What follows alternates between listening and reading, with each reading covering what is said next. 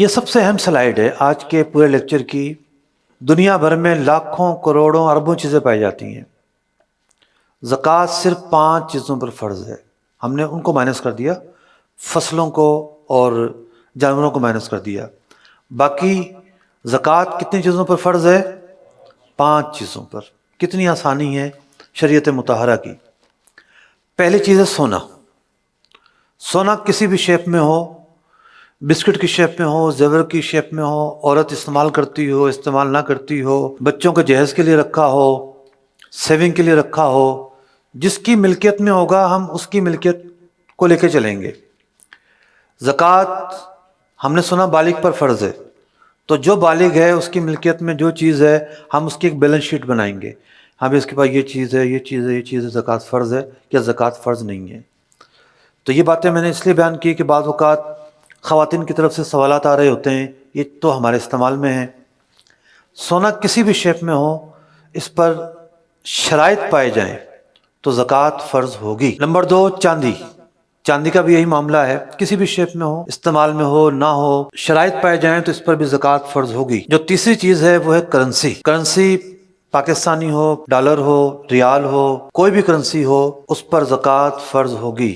But coin ہے، digital currency کے نام پر جو پروڈکٹ مارکیٹ میں آئی ہے، اس کو ہم کرنسی مانتے ہی نہیں ہیں۔ نام لوگوں نے کرنسی رکھا ہے، لیکن کرنسی کی تعریف یہ ہے گڈس کے مقابلے میں کاؤنٹر ویلیو کے طور پر جو چیز استعمال ہوتی ہے وہ کرنسی کہلاتی ہے۔ آپ خریداری کرتے ہیں اس چیز سے، یہ دے دیں، یہ دے دیں، یہ دے دیں، یہ دے دیں۔ ہم کرنسی نکال کر ضروریات زندگی کی چیزیں خریدتے ہیں، تو کرنسی ہمیشہ جو گڈس ہے اس کے کاؤنٹر ویلیو کے طور پر، اس کے معاوضے کے طور پر استعمال ہوتی ہے۔ بٹ کوائن زیادہ سے زیادہ ایک انسٹرومنٹ ہے، ٹریڈنگ انسٹرومنٹ ہے، زیادہ سے زیادہ بس۔ اور وہ بھی ہے کہ نہیں ہے، اس میں بھی علماء کو اختلاف ہے۔ ہمارا فتویٰ یہ ہے کہ ڈیجیٹل کرنسی کی خرید و فروخت جائز نہیں ہے، کیونکہ اس کے اندر غرر ہے، اس کے اندر دھوکہ ہے۔ مارکیٹ اتنی اپ ڈاؤن ہے، اتنی صورتیں ہیں عجیب و غریب، تو ہم نے اس کے جواز کا فتویٰ نہیں دیا۔ پاکستان میں ویسے بھی غیر قانونی ہے، ایف آئی اے پکڑ لیتی ہے، چھاپے پڑتے ہیں، اور ملک کے لیے انتہائی شدید نقصان دہ ہے۔ ایک بٹ کوائن کی قیمت آج کل تو پتہ نہیں کتنی چل رہی ہے، معلوم ہے کسی کو بھی؟ پہلے تو تھی 30 لاکھ روپے، 40 لاکھ روپے، اب ڈالر مہنگا ہوا تو سکتا اور بڑھ گئی ہو۔ بھئی ایک کمپیوٹر کا کوڈ بندہ خریدتا ہے 30-40 لاکھ روپے دے کر۔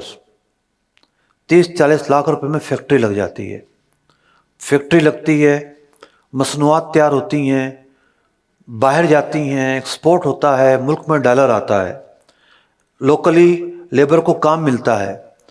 30-40 لاکھ روپیہ ایک کمپیوٹر کے کوڈ میں آپ نے رکھ دیا، جس کا پاسورڈ بھول گئے تو گئے کام سے۔ اس کا ایسا کوئی فزیکل استعمال نہیں ہے، دنیا میں تھوڑا سا چینج آیا، پتہ نہیں کہاں سے کہاں جائے گی۔ تو یوں اس کے اندر غرر ہے، انسرٹنٹی ہے، اتار چڑھاؤ بہت زیادہ ہے۔ چوتھی چیز ہے پرائز بانڈ۔ پرائز بانڈ جو ہیں، بعض لوگ کہتے ہیں کہ جائز نہیں ہے۔ 2 طرح کے پرائز بانڈ ہوتے ہیں۔ 2-3 سالوں سے ایک پرائز بانڈ کی نئی قسم پیدا ہوئی ہے مارکیٹ میں، پریمیم پرائز بانڈ کہلاتے ہیں یہ خالصتاً سودی پرائز بانڈ ہے۔ یہ پرائز بانڈ ہمارے اس لسٹ میں شامل ہی نہیں ہے، اس وجہ سے کہ وہ تو صرف ایک رسید ہے۔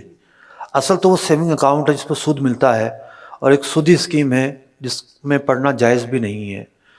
یہ جو دوسرے پرائز بانڈ ہیں جو پرانے ہیں، ان پرائز بانڈ کی جو حیثیت ہے وہ ٹریڈنگ گڈس کی ہے۔ ٹریڈنگ گڈس کے طور پر یہ اپنا وجود رکھتے ہیں۔ جس طرح ڈاک کا ایک ٹکٹ ہوتا ہے، جس طریقے سے اب اسٹامپ پیپر ہوتا ہے۔ ڈاک کا ٹکٹ ایک ہی ایریا کا ہے لیکن اس کی قیمتیں ڈیفرنٹ ہیں، اسٹامپ پیپر ایک ہی پیپر ہے، A4 کا پیپر، اس کی قیمتیں ڈیفرنٹ ہیں، اور اس ڈیفرنٹ قیمتوں کی وجہ سے آپ اس کو خرید رہے ہوتے ہیں۔ تو اس پرائز بانڈ ایک خود گڈس ہے، اگر گم ہو جائے تو آپ کے پیسے چلے جاتے ہیں۔ یہ اس بات کا ثبوت ہے کہ یہ رسید نہیں ہے۔ رسید ہوتی تو آپ اصل سے جا کر ریکور کر لیتے۔ سودوں کے اندر استعمال بھی ہوتا ہے، یہاں کا ریشو مجھے نہیں پتا، کراچی میں تو بہت زیادہ ہے۔ کوئی پراپرٹی کسی نے خریدی ہے، اتنا کیش دیں گے، اتنا پرائز بانڈ دیں گے، تو یوں ایز اے انسٹرومنٹ کے طور پر، ٹریڈنگ گڈس کے طور پر اس کی اپنی ایک حیثیت ہے، اور مال تجارت میں یہ شمار ہوتا ہے۔ 5ویں چیز ہے مال تجارت۔